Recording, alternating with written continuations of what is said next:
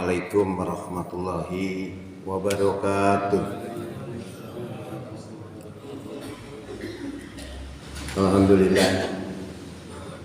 Alhamdulillahilladzi arsala rasulahu bil huda wa dinil haq liyuzhirahu 'ala dini kullih walau karihal musyrikun. Asyhadu an la ilaha illallah wahdahu la syarikalah wa asyhadu anna Muhammadan abduhu wa rasuluh la nabiyya ba'dah. Allahumma shalli wa sallim wa barik ala Muhammad wa ala alihi wa sahbihi wa sallim ajmain, amma ba'du. Bapak Ibu jamaah Masjid Al-Hidayah rahimakumullah. Syukur alhamdulillah di pagi hari ini kita bisa hadir untuk sholat subuh berjamaah yang dilanjutkan dengan kultum dalam rangka menambah wawasan keislaman kita sekaligus menambah mantapnya keimanan kita. Mudah-mudahan kehadiran kita di pagi ini diterima sebagai amal soleh di sisi Allah Subhanahu wa Ta'ala. Kita lanjutkan materi yang sudah kami sampaikan.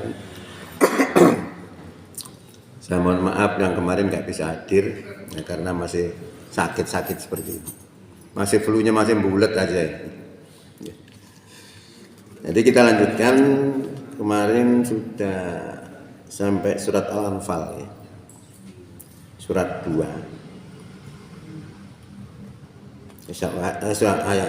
Ayat 1 ya. Kita lanjutkan dengan ayat 2 sekarang. A'udzubillahi minasyaitonirrajim. Bismillahirrahmanirrahim. Innamal mu'minuna alladzina idza dzukirallahu wajilat qulubuhum wa idza tuliyat alaihim ayatuhu zadatuhum imana wa ala rabbihim yatawakkalun. Alladzina yuqimuna sholata wa mimma razaqnahum yunfikun ulaika humul mu'minuna haqqan lahum darajatun 'inda rabbihim wa maghfiratun wa rizqun karim.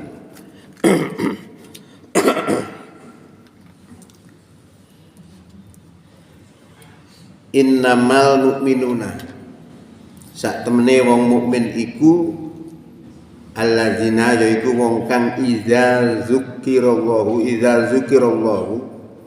nalikane den sebut Allah wajilat qulubuhum, bergetar hatinya.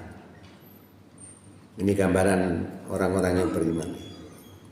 Wa idza tuliyat alaihim ayatuhu, lan nalikane den wacana alaihim ing atase wong iman niku mau ayatuhu, ayat-ayat Allah, zadat, bertambahlah imanan, keimanannya. Wa ala rabbihim yatawakkalun, lan ing atase pangerane yatawakkalun dhewe kabeh padha tawakal. Ini gambaran orang beriman ayat yang kedua. Jadi perasaan orang beriman itu selalu merasa takut, gentar kepada Tuhan Allah ketika menghadapi perintah atau larangan.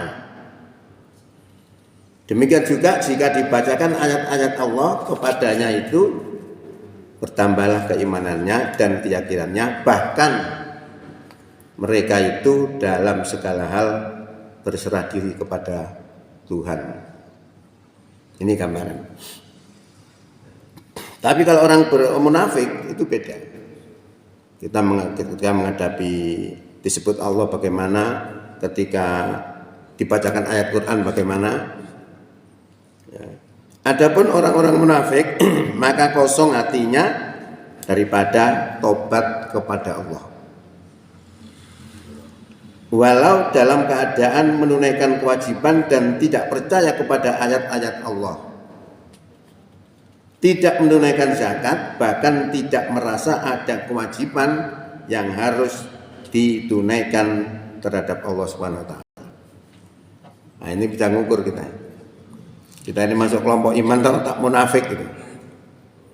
Al-Quran itu kan sebagai pengukur ya, sebagai tolok ukur kita, sikap kita, perilaku kita itu bisa diukur dengan Quran. Nah, ketika kita menghadapi disebut Allah, kemudian dibacakan ayat-ayat Allah, apakah kita termasuk seperti yang orang munafik atau seperti orang beriman?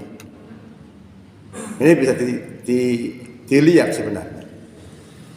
Kalau kita seperti orang munafik ya harus segera kita rubah. Bagaimana ketika disebut nama Allah dan ketika dibacakan ayat-ayat Allah Subhanahu wa taala. Lainnya ada sebuah hadis, Sufyan As-Tsauri berkata, saya telah mendengar bahwa Asyuti mengatakan bahwa ayat ini mengenai seorang yang ingin berbuat dosa atau aniaya, tiba-tiba diingatkan dengan kata-kata ittaqullah, takutlah kamu kepada Allah, maka ia merasa takut kepada Allah, zadathum imanan. Ya. Jadi ketika dibacakan, ketika orang itu tadi akan melakukan satu kesalahan, satu dosa, diingatkan ittaqullah, bergetar hatinya. Itu tanda-tanda ada iman di dalam dadanya. Jadi kalimat ini menunjukkan bahwa iman dapat berkurang dan bertambah dengan bertambah dan berkurangnya taat. Karena itu maka tingkat iman berbeda-beda antara nabi, siddiq, wali, syahid dan umat pada umumnya.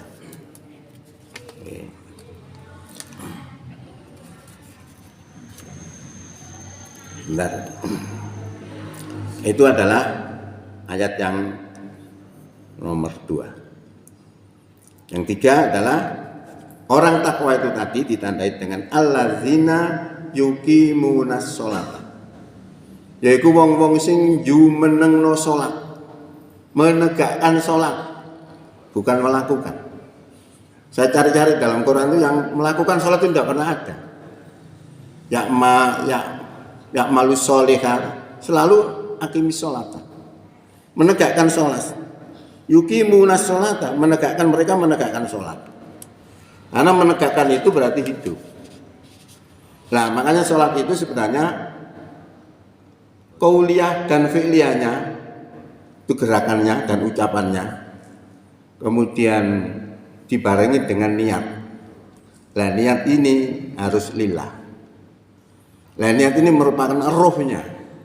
Walaupun sholat itu kita kerjakan dengan benar, fi'liyah dan qauliyahnya benar, tapi niatnya tidak lillah karena Allah, maka amalan sholat itu walaupun fisiknya benar tidak diterima sebagai ibadah. Disebutkan dalam Quran, fawailul lil musallin, celaka orang yang sholat. Kenapa dikatakan celaka atau neraka orang yang sholat? Itu karena mereka lalai dan riya. Riya itu suatu perbuatan tidak lillah, tidak karena Allah. Maka syaratnya orang yang diterima amalnya itu adalah dilakukan dengan benar sesuai petunjuk dan diniatkan dengan lillahi ta'ala. Itu baru bernilai ibadah. Ya, nah ini orang-orang beriman itu cirinya menegakkan sholat. Nah, menegakkan sholat itu kalau di dalam ayat yang lain disebutkan orang beriman itu adalah beruntung. Karena kalau sholat itu khusyuk. Nah, sholat khusyuk itu kayak apa? Sholat khusyuk itu bukan kalau sendakep tekek sebelah kiwa atau tekek sebelah tengen atau ditarik ke atas, ini bukan. Kita kembali kepada Al-Quran. Karena sudah saya sampaikan, kalau kita tafsir yang namanya bil maksur, Quran dijelaskan oleh Quran, Quran dijelaskan oleh hadis, Quran dijelaskan oleh asbabun nuzul. Nah, tapi semua ayat tidak mesti ada seperti itu. Maka kalau tidak ada seperti itu, metodenya diganti dengan metode yang sesuai dengan isi daripada ayat itu. Ya.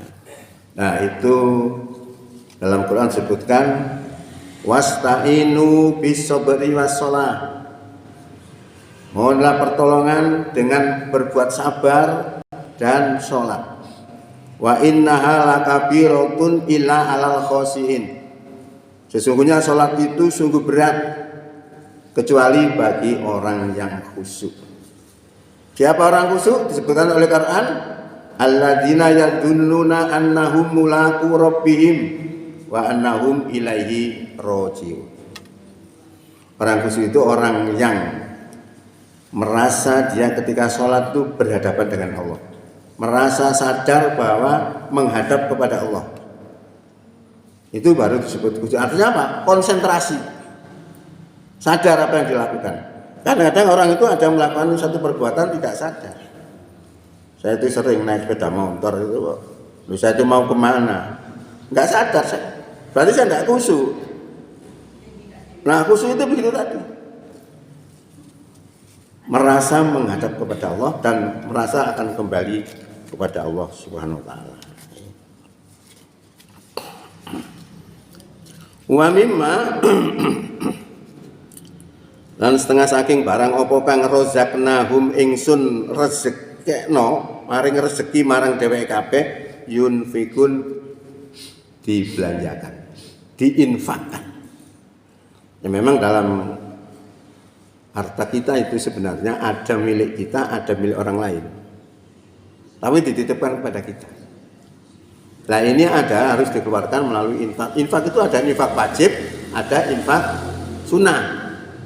Infak wajib itu adalah zakat. Sudah ditetapkan ketentuannya, wajib dibayar. Kalau kita misalnya infak sunnah, itu misalnya kita bantu di Sumatera, ada bencana seperti itu masuk kategori infak sunnah. Nah infak ini diperintahkan oleh Allah.